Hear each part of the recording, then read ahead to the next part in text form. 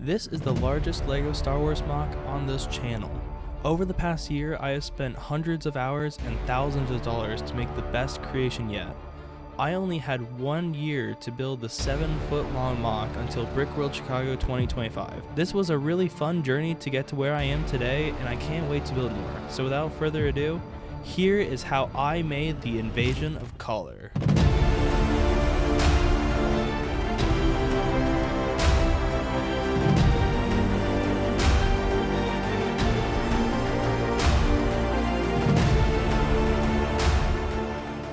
Real quick, if you like what you see here, please consider subscribing and liking the video. It greatly helps me do what I hear on YouTube. Thank you very much, and let's get into it. If you have any comments or suggestions, leave them in the comments below. And thank you very much. Please like and subscribe for more, and have a great day. In May of 2024, I released my first video on the Invasion of Color MOC. Only a few weeks after finishing my last LEGO Star Wars MOC, I already had tons of ideas for what I wanted to build next. The plan was simple. I would build a large droid base with a mountain range and a massive natural arch in between them. I wanted to build a river going in the middle as well. For this build, I wanted to do a weekly MOC building series to show my progress and go into detail about how I built everything. I also decided I would bring this MOC to the largest LEGO convention in the world, BrickWorld Chicago. But before I could start the MOC, there were 3 main issues I had to address. First, I would need a lot of parts for the MOC that I simply didn't have. Second, I would need to make it easy to transport. And third, I would need to be efficient to finish the MOC in just over a year. So with that being said, I got to work.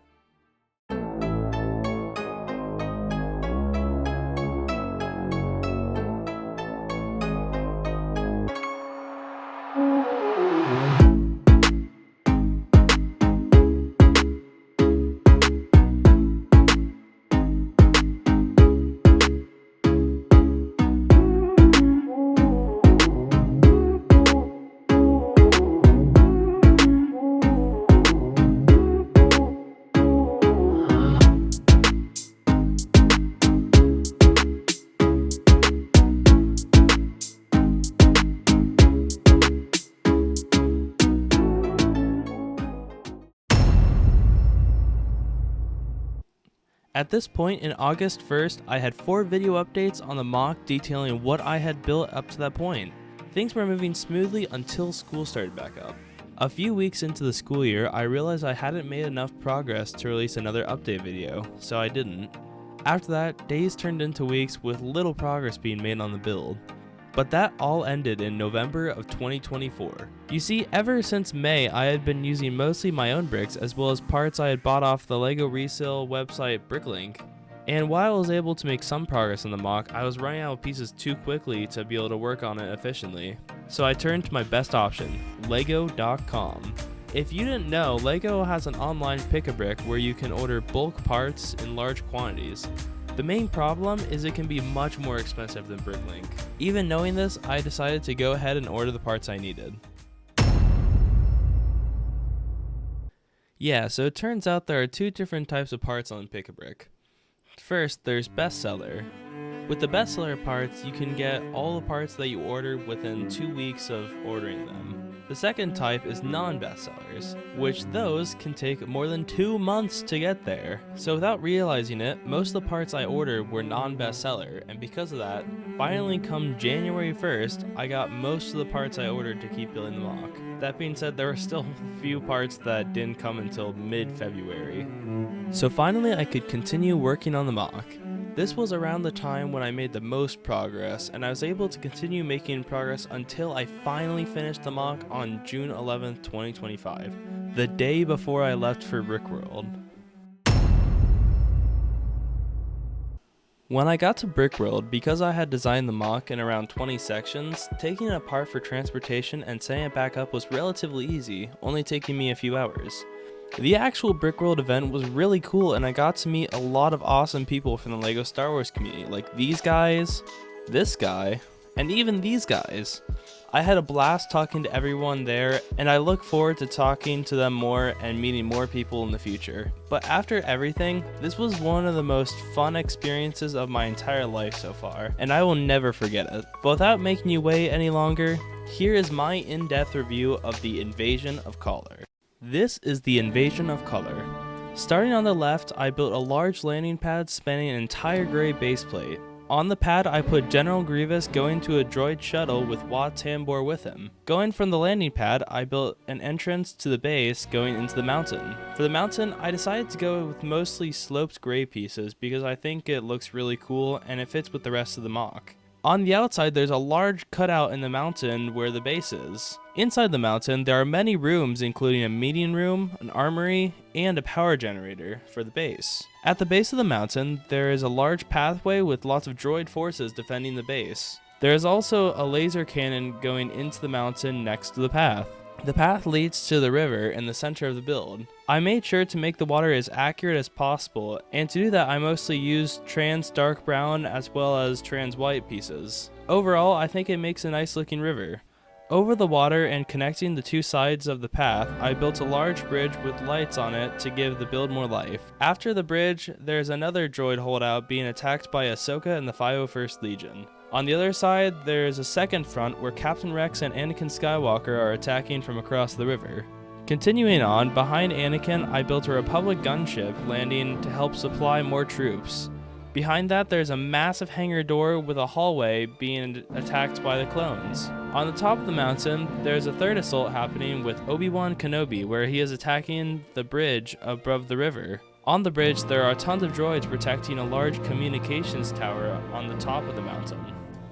Going more into detail with some of the specific aspects of the MOC, with the clones, I decided to add some custom cloth pieces throughout the MOC. I think it adds some nice detail and gives them a more snowy look. With the trees, I built two different versions. Starting with the smaller one, I used a bunch of smaller olive leaves and white leaves to give it a more snowy look. At the bottom of the tree, to give it a more tapered look, I gave it the palm tree piece to allow it to go slope inwards. Another cool detail is the rock work on the side of the MOC. To do this, I wanted to make a nice transition between the dirt and the stone. And to do that, I decided to use little L brackets as well as smaller parts to flip the studs upside down. And it actually works really nicely with other details in the MOC. Another part I wanted to highlight was the top roof part on the bunker entrance. I did a lot of really interesting details like using doors to give a slightly elevated panel look, as well as using a combination of old gray and regular dark bluish gray to make it look more rusted and older. I was also able to use a stud reversal technique using smaller dark gray pieces to flip the studs. Another awesome aspect of the MOC is the bridge. To build it, I decided to do fully stud snow on top and connect it using lots of tiles on the sides. I also added some snow patches on top and used some hinge pieces to give an angled look on one of the sides. I also added lights throughout the bridge to make it look nice and light up. For the larger tree, since you can't really see the inside, I decided to just use more blocky brown pieces and then use more circular round ones at the bottom. I built the leaf structure in around 7 pieces, with the last 2 having white so it looks like it snowed on.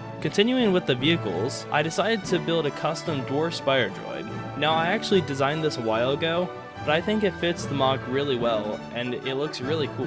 This build originally came from the Republic Commandos video game, and I was able to make it as accurate as possible. Another build that you can see in the MOC is the Swamp Speeder. This is inspired by the MOC designed by BrickWorld, and I think it really does a good job representing the Swamp Speeder.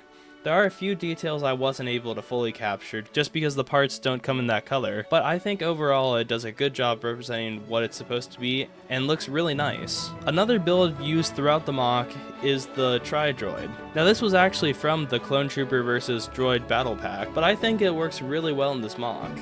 It's a really easy way to army build droids and add some height with the vehicles. Another custom vehicle that I designed was the AAT.